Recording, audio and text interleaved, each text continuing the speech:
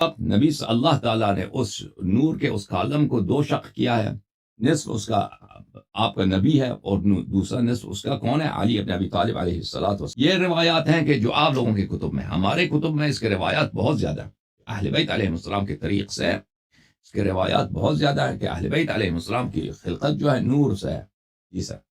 میں نے آپ کو سنا، یعنی کہ یہ کچھ دنوں سے میں سن رہا ہوں آپ کو، تو آپ کافی تحمل مزاجی سے یعنی کہ جواب دیتے ہیں اور پورا مطمئن کرنے کی بھی کوشش کرتے ہیں.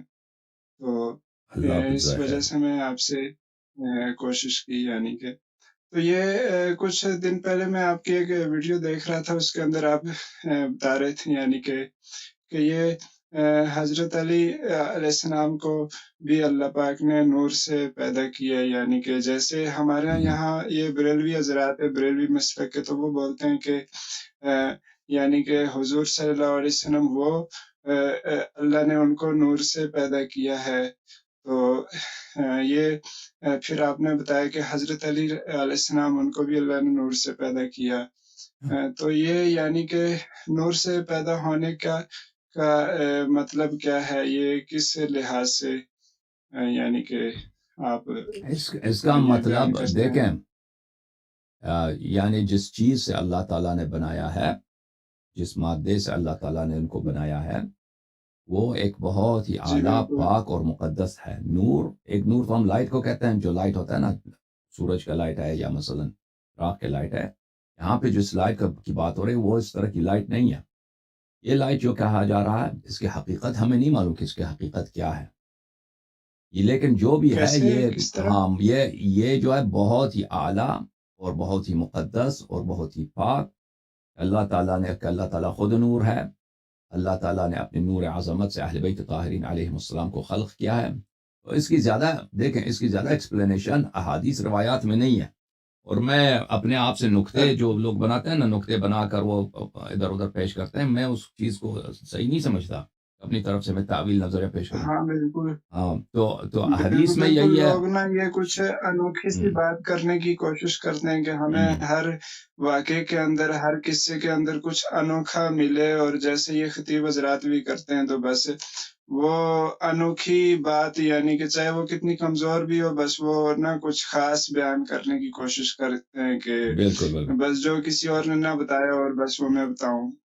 ایک منٹ میں آپ کو ایک حدیث دکھا دوں. امام مسلم میں یہ ایک بہت بڑے محدث ہیں ہمارے مسلمان بھائیوں کے، ان کا نام ہے حافظ ابن عساکر دمشقی الشافعی. ان کا کتاب ہے تاریخ مدینہ دمشق، اچھا، جو بہت ہی معروف مشہور کتاب ہے. یہ ان کا کتاب ہے تاریخ مدینہ دمشق. یہ صحیح کوئی صحیح. 60-65 مجلدات پر ہے. یہ بہت ہی وسیع ہے اور اس میں بہت زیادہ احادیث ہیں. اچھا، اچھا، یہ اس کی جلد نمبر صحیح صحیح. 42 ہے. اس کا جلد نمبر ہے 42. اچھا، جلد نمبر 42 ہے. اچھا، یہ سن 1996 میں چھپی ہے. میں آپ کو یہاں پہ لے کے چلتا ہوں. اس میں صفحہ نمبر 67 پہ ملاحظہ فرمائیے، وہاں پہ اس نے 2 اسانید کے ساتھ روایت کی ہے. یہ ایک سند ہے اور دوسرا سند. اچھا، ملاحظہ فرمائیے کہ پہلا اکرمہ سے روایت کرتے ہیں. پہلا جو سند ہے اکرمہ عبداللہ ابن عباس سے روایت کرتے ہیں. قال النبی صلی اللہ علیہ وآلہ وسلم، نبی کریم صلی اللہ علیہ وآلہ وسلم نے فرمایا، خلق اللہ قضیبا من نور قبل ان یخلق اللہ الدنیا ب40,000 عام. اللہ تعالیٰ نے، صحیح. قضیب بولتے ہیں ایک ستون کو، کالم کو بولتے ہیں، ایک عمود کو. اللہ تعالیٰ نے ایک صحیح. عمود نور کا بنا دیا اس سے پہلے کہ دنیا کو بنا دے. 40,000 سال پہلے اس بنایا تھا. فجعلہ امام العرش، اس کو عرش کے سامنے رکھا ہے. حتی کان اول مبعثی، جب تک کہ میرے مبعث کا ٹائم آیا ہے. فشق منہ نصفا فخلق منہ نبیکم والنصف الآخر علی ابن ابی طالب علیہ السلام. تو اس وقت نبی اللہ تعالیٰ نے اس نور کے اس کالم کو 2 شق کیا ہے. نصف اس کا آپ کا نبی ہے اور دوسرا نصف اس کا کون ہے؟ علی ابن ابی طالب علیہ السلام. اچھا، دوسرا حدیث میں دیکھ لیں. یہاں پر زادان سلمان فارسی رضی اللہ تعالی عنہ سے روایت کرتے ہیں کہ سمعت حبیبی رسول اللہ صلی اللہ علیہ وآلہ یقول، میں نے سنا کہ میرے حبیب رسول اللہ صلی اللہ علیہ وآلہ وسلم فرماتے تھے، اچھا، كنت انا وعلي نورا بين يدي الله مطيعا يسبح الله ذلك ذلك النور ويقدسه قبل أن يخلق آدم ب14,000 عام.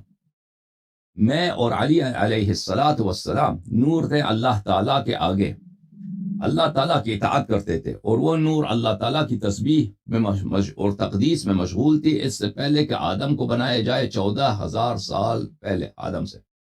فلما خلق اللہ آدم رکز ذلك النور فی صلبہ، جب اللہ تعالیٰ نے آدم کو خلق کیا ہے تو اس نور کو آدم کے صلب میں رکھا ہے.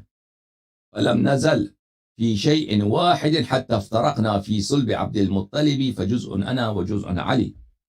تو ہم ہمیشہ ساتھ ہی تھے میں اور علی علیہ الصلاۃ والسلام، جب کہ عبد المطلب علیہ السلام کے صلب میں آئے تو پھر وہ میں صلب حضرت عبداللہ علیہ السلام میں چلا گیا، اور علی علیہ السلام صلب حضرت ابو طالب علیہ السلام میں چلے گئے.